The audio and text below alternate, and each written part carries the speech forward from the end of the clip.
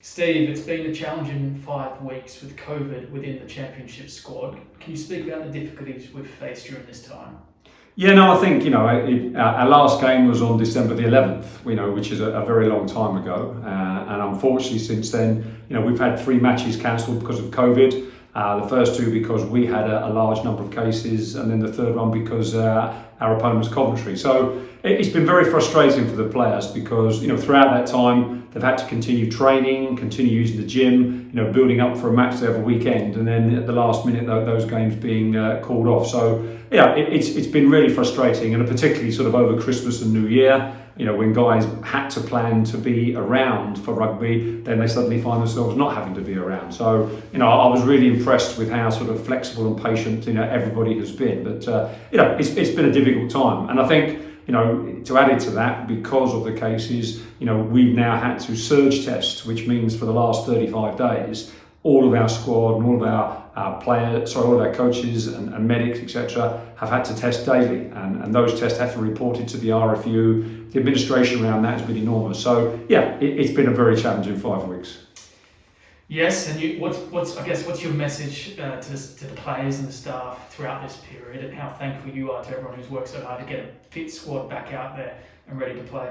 Well, I think a huge thanks, because people have been very patient. As I say, they've carried on training, they've carried on testing to now enable us to get ready for this coming Saturday. And I think people like Michelle, heads up our medical side, Kate Clements on the administration, have done fantastic jobs to sort of keep us on the straight and narrow. But hopefully now we're beginning to come out of that. We haven't had a positive case for over a week now. And so, that looks like, it'll mean that the game will definitely happen this Saturday. So hopefully we're beginning that we're somewhere near the beginning of the end of things.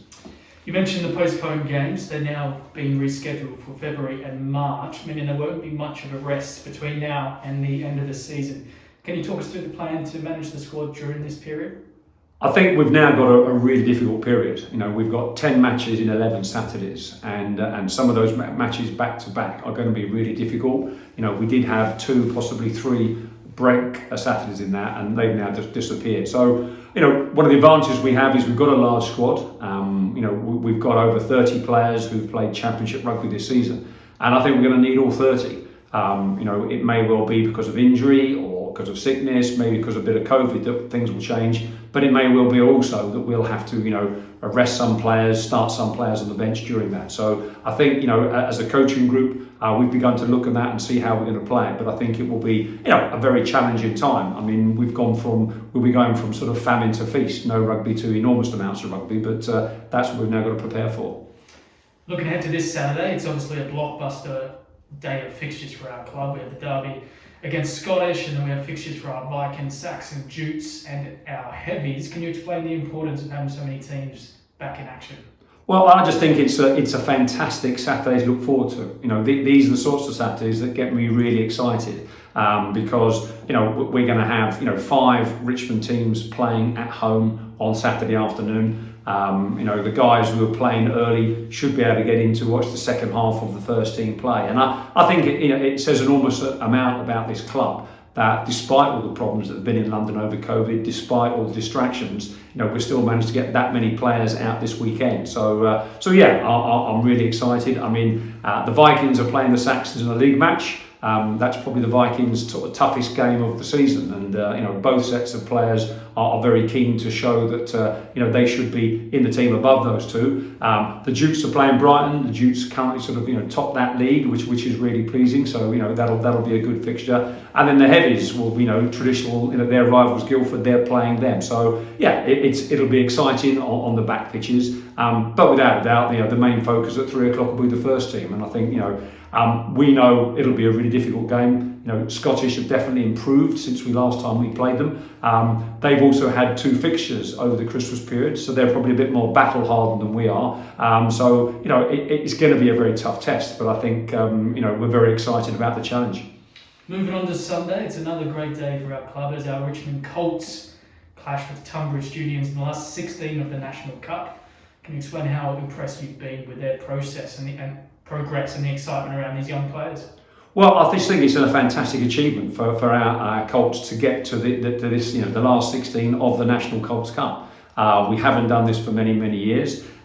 This is a side that is being led by Cuth, who's been the sort of team manager over many years. The Colts is for basically under 18s and under 17s, a combined side. I mean, the exciting thing about our Colts team is there's only 3 or 4 lads who are actually under 18s. The vast majority have still got another year of Colts next season. So, they've had some tremendous wins so far. They've beaten London Welsh, they've beaten London Scottish, they've beaten London Irish on their way through. They've now got a very sort of tough Tunbridge Jardians to play. But, we're very excited about the game, and I'm sure there'll be a big crowd comes to support them at Sunday midday. And rounding off the weekend, our Richmond women are heading to Thurrock for obviously a very tough game for them. What has impressed you about their season so far and the fresh and exciting chapter that they're building? Well, I mean, I think under Mark Cadogan, the girls just got better and better since the season had started. They had a really tough pre-season set of games. And Thurrock was one of the games where they got heavily beaten. But since the league has started, I think their results have got better and better, and their performances have certainly improved. And last Sunday, a 19-0 win against Hove, a fantastic defensive performance in that game, I think has set them up for a really good performance away at Thurrock. Without a doubt, Thurrock are one of the strongest teams in this league. But I think Sunday will show just how far that they've come since the beginning of the season. And just finally, we touched on it earlier, but it's a mega weekend for our club. Why should all Richmond supporters get down and cheer our teams on? Well, I mean, it is the most local of derbies. Richmond ones against London Scottish ones. It's a fantastic occasion. I think I can remember virtually all of these games in the 12 seasons that I've been here. They're always very exciting. They're always very close. It's London Scottish home game, but we need as many of our supporters down here. Shouting out for our team, giving as much support as possible, because this is really the start of the second half of our season, and I know all the players and coaches are determined it's a really strong and positive start. So as many of you here as possibly can would be great.